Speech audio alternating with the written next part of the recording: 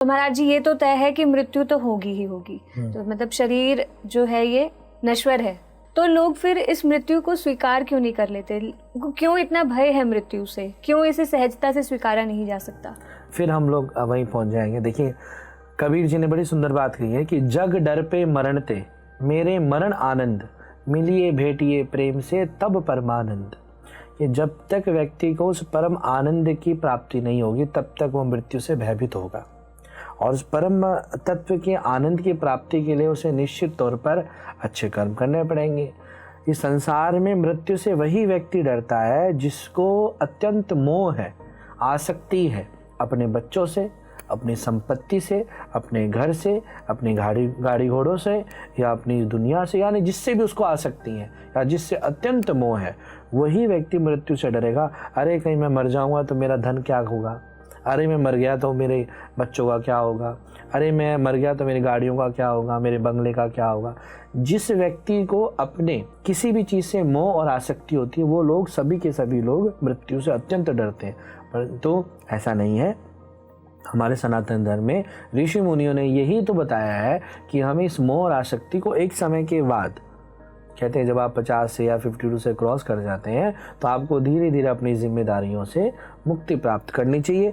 अपने लिए आपको उतना ही रखना चाहिए जिससे आपका बाकी का जीवन व्यापन हो सके। आपको धर्म कर्म में लगना चाहिए, भगवान के भाव में लगना चाहिए, ताकि धीरे धीरे, सत्संग में क्यों जाते हैं, ताकि धीरे धीरे आपकी आसक्ति कम हो जाती है। कई लोग कहते हैं कि महाराज जी तो फलाना महाराज जी तो क्या नाम है, दूसरों को तो मोह माया से छुटकारा दिलाने की बात करते हैं और स्वयं गाड़ी घोड़ों में और उनमें फंसे जाते हैं। तो निश्चित तौर पर अगर वो फंस रहे हैं तो उनको भी यही दिन देखने पड़ेंगे कि जब मृत्यु आएगी तो वो भी तड़पेंगे, वो भी घबराएंगे। परंतु हमारे यहाँ पे संत देखिए, पूज्य श्री डोंगरे जी महाराज, राम सुखदास जी महाराज, जिन्होंने समाधियाँ ली हैं, जिन्होंने इस दृश्य को गले से लगाया है, कबीर जी महाराज, मीराबाई जो भगवान के अंदर ही समा गई शरीर, हमारे युधिष्ठिर जी जो भगवान के मार्ग पर पैदल चलते चलते स्वर्ग तक पहुंच गए। कारण क्योंकि आसक्ति नहीं है, युधिष्ठिर को आसक्ति नहीं है। 4 भाई उनके सामने चले गए, उनकी धर्मपत्नी चले गई, माँ चले गई, सब कुछ चले गए, और एक कुत्ते को लेकर वो स्वर्ग की तरफ जा रहे हैं। क्यों डर नहीं है कि मैं मर जाऊंगा, सारे मर गए, क्योंकि उनको आसक्ति नहीं है, बाकी सबको आसक्ति है। तो जब तक जीव को आसक्ति रहेगी तब तक वो डरेगा। पर उसने अंतिम समय भी आसक्ति को छोड़ दिया। कई लोग कहते हैं कि बहुत बीमार होते हैं, उन्हें क्या पता होता कि मेरा बेटा कहाँ है या कहाँ नहीं। उनकी जो एक जागृत अवस्था है ना, एक और एक सुषुप्त, एक जो दिख रही है हमें, एक तो वो अवस्था होती है और एक जो जागृत अवस्था होती है शरीर में होती है, और एक सुषुप्त अवस्था होती है।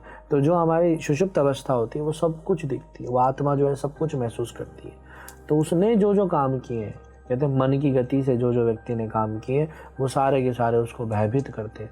मन, उसका डर जो है मृत्यु का डर नहीं है, वो छूटने का डर है। बेटा छूट जाएगा, बेटी छूट जाएगी, बेटी का बाद में क्या होगा, बेटे का बाद में क्या होगा, इतना बड़ा व्यापार है कौन चलाएगा, वो डर है, मृत्यु का डर नहीं। मृत्यु तो आनी ही आनी है उसको। तो इसलिए अगर कोई व्यक्ति चाहता है कि वो मृत्यु के भय से मुक्त हो जाए तो उसे मोह और आसक्ति को समाप्त करना पड़ेगा। पर क्या महाराज जी सांसारिक जीवन जीते हुए हम ये मोह से मुक्ति पा सकते हैं? इसके लिए तो फिर हमें संन्यास लेना होगा। नहीं, संन्यास, राजा जनक को देखिए आप, राजा जनक तो राजा है, और राजा जनक राजा होते हुए अष्टावक्र गीता के अंदर अष्टावक्र जी महाराज ने स्पष्ट रूप से कहा ना कि आप संसार में रहते हुए भी आप कर्म तो संसारिक कर रहे हैं, परंतु अंतर मन से, कहते भगवान को 2 चीज़ अति प्रिय है, सुमन और मन। जो आपका मन है वो आप अपने पति के साथ में, बच्चों के साथ में, माता पिता के साथ में जो भी कर्म आपको करना है वो आप करिए, परंतु जो मन है, अंतर मन है, वो आप परमात्मा को समर्पित कर दीजिए। इस शरीर को आप जितना ही भोग भुगवाना है आप संसार में भुगाइए, परंतु जो आपका मन है, जो आपकी आत्मा है, वो परमात्मा पे रहिए कि नहीं ठीक है मैं अपने बच्चों की सेवा कर रही हूँ, मुझे इनकी सेवा प्राप्त हुई है, तो जब तक ये लोग चाहते हैं तब तक मैं इनकी सेवा करूँगी, परंतु जिस दिन इन्होंने एक बार भी मेरी आज्ञा का उल्लंघन किया उस दिन मैं इन्हें अपने मन से त्याग कर दूँगी। शरीर से मैं पालन पोषण करूँगी, परंतु मन से त्याग कर दूँगी कि अब ये अपना निर्णय लेने के लिए, पक्षी क्या करता है, जो चिड़िया होती है वो अपने बच्चों को घोंसले से धक्का दे देती है, और जब घोंसले से धक्का देती है और बच्चा नीचे गिरता है तो अपने आप पंख फड़फड़ा के उड़ने लग जाता है। जैसे ही उड़ने लग जाता है चिड़िया उसे छोड़कर चली जाती है कि आज से इसने अपना निर्णय स्वयं लेना शुरू कर दिया है, तो आज से ये स्वतंत्र है। वैसे ही हमारे यहाँ पर भी अगर मोह से आपको मुक्ति, हमारे यहाँ पे स्वतंत्र छोड़ा नहीं जाता बच्चे को कि नहीं इसको लावारी छोड़ दिया जाए विदेशों जैसे, नहीं, उसका पालन पोषण किया जाता है, परंतु अंतर मन से आप उसका त्याग कर सकते हैं, मोह से दूर हो सकते हैं, आसक्ति से दूर हो सकते हैं, ताकि आपकी दुर्गति ना हो।